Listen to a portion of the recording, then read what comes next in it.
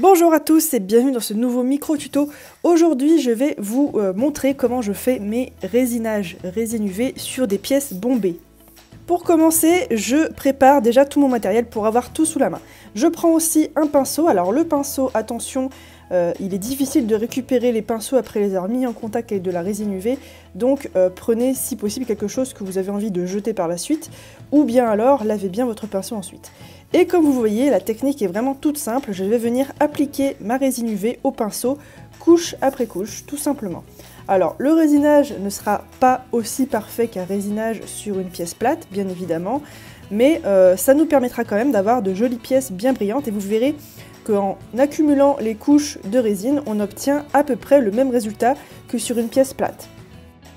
Comme on étale la résine au pinceau, ça va forcément faire un petit peu de bulles, donc je vous conseille aussi d'avoir à portée de main un petit briquet ou bien un allume-gaz, ça marche très bien, ça permet d'éviter les bulles à la surface, ce qui va faire moche ensuite bien évidemment au séchage.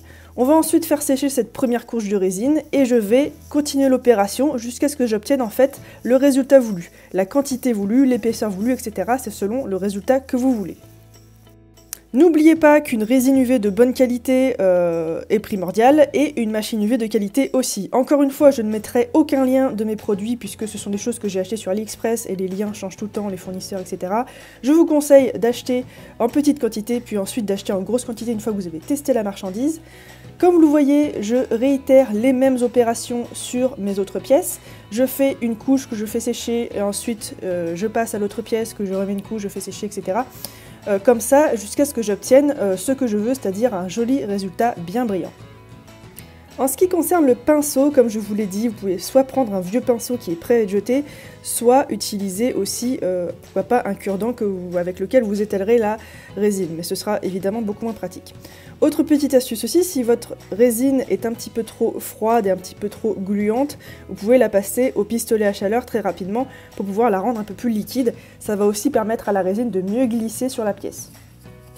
Si jamais vous voulez garder votre pinceau, ce que j'ai fait personnellement, celui-ci m'a servi plusieurs fois pour de la résine et il est encore en vie, vous pouvez rincer votre pinceau à l'eau vraiment très très chaude avec beaucoup de produits vaisselle.